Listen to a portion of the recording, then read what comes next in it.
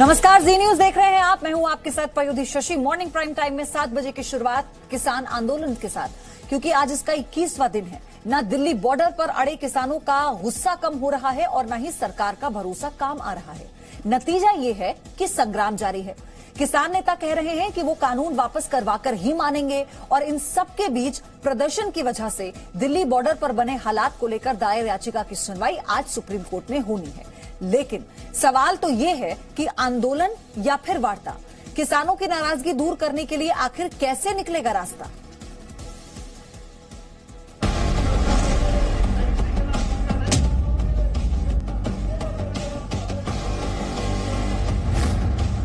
भारतीय किसान यूनियन के सभी राष्ट्रीय और प्रादेशिक पदाधिकारी उत्तर प्रदेश से यहां आए हुए हैं।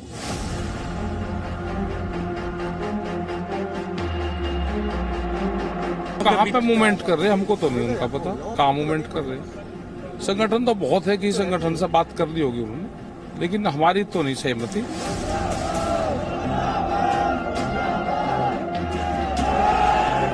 और उन्होंने इन तीनों कृषि सुधार बिलों का बहुत ताकत से समर्थन किया है।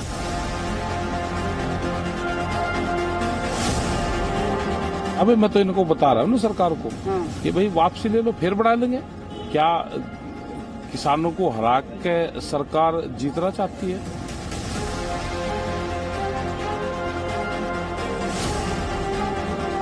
मैं यही कहना चाहता हूं, कहीं ना कहीं गुमराह किया गया है। तो जब अड़े हैं किसान तो कैसे होगा समाधान? इस सवाल का जवाब ढूंढते ढूंढते आज 21वां दिन है, लेकिन दिल्ली की सर्द रातों के अंधेरे में ये जवाब भी गुम सा हो गया है। कड़कड़ाती ठंड में किसान दिल्ली बॉर्डर पर जमे हैं। मेल मुलाकातों के बाद भी रास्ता निकल नहीं रहा। किसान अपनी सुना रहे हैं, सरकार अपनी बता रही है और ठंड के मौसम में विवाद गरमाया हुआ है। बयानों की गर्माहट से पहले ये जान लीजिए कि आज इस मामले में क्या होने वाला है। सुप्रीम कोर्ट में आज किसान आंदोलन से जुड़ी एक अहम याचिका पर सुनवाई होगी। याचिका में मांग की गई है कि अधिकारियों को किसानों द्वारा जाम किए गए दिल्ली के बाहरी इलाकों को तुरंत खाली करने का निर्देश दिया जाए। याचिका ऋषभ शर्मा नाम के छात्र ने दाखिल की है, जिस पर मुख्य न्यायाधीश एस.ए. बोबडे, न्यायमूर्ति ए.एस. बोपन्ना और न्यायमूर्ति वी. राम सुब्रमण्यम की पीठ दोपहर 12 बजे सुनवाई शुरू करेगी। याचिका में कहा गया है कि विरोध प्रदर्शन के कारण सड़क जाम है और इससे यात्रियों को भारी परेशानी हो रही है। दूसरी ओर किसानों ने आज चिल्ला बॉर्डर को जाम करने का ऐलान किया है। दिल्ली बॉर्डर पर डटे किसानों ने आर पार की लड़ाई का मन बना लिया है, लेकिन सरकार आंकड़े गिना रही है, किसानों के हित में उठाए गए कदम बता रही है।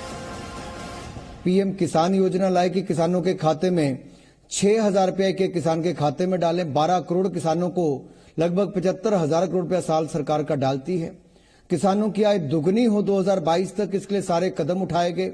स्वामीनाथन कमेटी की रिपोर्ट तो आई थी, लागू कोई नहीं करता था। मोदी जी ने वो भी लागू किया कि लागत प्लस 50% मुनाफा, ये हमारी सरकार ने तय किया। फिर एमएसपी के दाम अमन जी हमने लगातार बढ़ाए हैं। 2014 से लेकर 2020 तक का आप रिकॉर्ड उठाकर देखिए कि आखिरकार ये किसान भाई कुछ राज्यों के आज धरना प्रदर्शन क्यों कर रहे हैं। मैं यही कहना चाहता हूं, कहीं ना कहीं गुमराह किया गया है। प्रदर्शन कर रहे किसानों से मोदी सरकार ने बातचीत की कई बार कोशिश की है और इस बातचीत में शामिल रहे वाणिज्य राज्य मंत्री सोम प्रकाश कह रहे हैं कि दबाव की वजह से बातचीत बेनतीजा रही।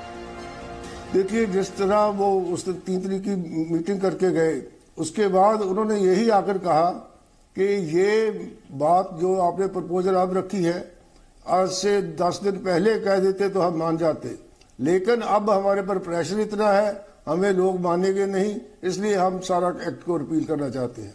मेरिट पे नहीं, लोगों के प्रेशर के नीचे आकर उन्होंने ये बात कही और हमने तो उनकी हर बात मान ली। जो 31 यूनियन है, कोई कांग्रेस के साथ एफिलिएटेड है, कोई आपके साथ एफिलिएटेड है, कोई सीपीआई के सीपीएम के साथ, इनकी एफिलिएशन तो किसी न किसी के साथ है ही। इसमें कोई ना कहने वाली बात ही नहीं है। तो बड़ा सवाल ये है कि क्या कृषि कानून पर किसानों में ही गृह युद्ध छिड़ा हुआ है? और फिर अगर सवाल किसानों के हितों का है तो फिर ये घमासान क्यों? ब्यूरो रिपोर्ट, जी मीडिया। वहीं मंगलवार को पीएम मोदी ने दिल्ली के आसपास किसान आंदोलन के पीछे एक बड़ी साजिश का जिक्र किया। पीएम ने कहा कि दिल्ली के आसपास किसानों में भ्रम फैलाने और उन्हें भड़काने की साजिश हो रही है और ये संभवतः पहली बार है जब पीएम मोदी की तरफ से आंदोलन के पीछे किसी बड़ी साजिश की तरफ इशारा किया गया हो। तो मोदी किस साजिश की तरफ इशारा कर रहे हैं? क्या आंदोलन के पीछे कुछ ऐसी ताकतें हैं जो आंदोलन खत्म नहीं होने देना चाहती हैं और पर्दे के पीछे से किसानों को भड़काने का खेल खेला जा रहा है? लेकिन प्रधानमंत्री मोदी ने जिस साजिश की बात की, अब हम उसी का खुलासा करेंगे सबूतों के साथ।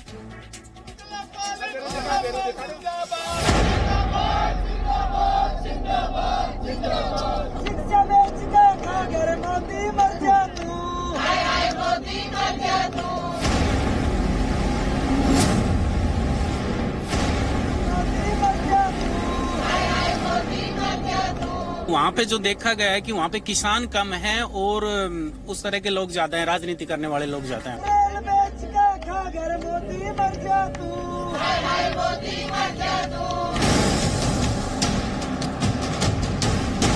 जो वहाँ पे हो रहा है वो गलत हो रहा है, सब किराए के टट्टू है वहाँ पे।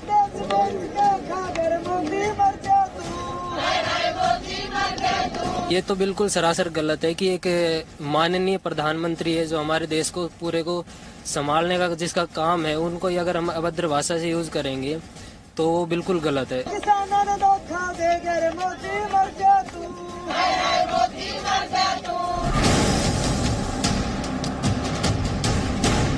उसमें कांग्रेस के ही कार्यकर्ता है, कांग्रेस के आदमी है, उसमें किसान कोई नहीं है।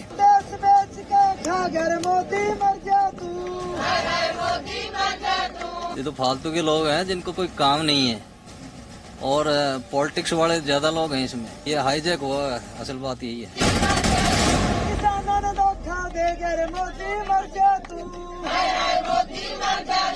आज जो लोग विपक्ष में बैठकर किसानों को भ्रमित कर रहे हैं, वो भी अपनी सरकार के समय इन कृषि सुधारों के समर्थन में थे।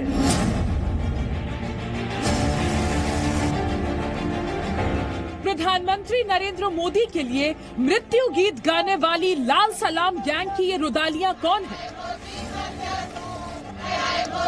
किसान आंदोलन में लाल झंडों के बीच प्रधानमंत्री की मौत की दुआ मांगने वाली ये महिलाएं क्या किसान हैं?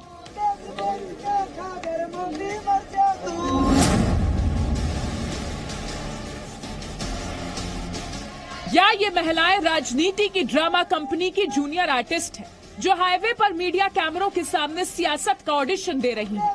क्या ये महिलाएं सियासत की ड्रामा कंपनियों की दिहाड़ी कलाकार हैं, जो किसान आंदोलन में प्रोटेस्ट वाले ड्रामा कंपटीशन में हिस्सा लेने के बाद गायब हो गई? यही जानने के लिए जी न्यूज वहां पहुंचा जहां प्रधानमंत्री नरेंद्र मोदी के खिलाफ आपत्तिजनक प्रदर्शन हुआ था। ये जगह हरियाणा राजस्थान बॉर्डर का शाहजहांपुर है, जहां 14 दिसंबर को वामपंथी संगठन आम आदमी के खिलाफ हाईवे जाम करके बैठे थे और वामपंथी संगठनों की विचारधारा उनके गीतों में गूंज रही थी।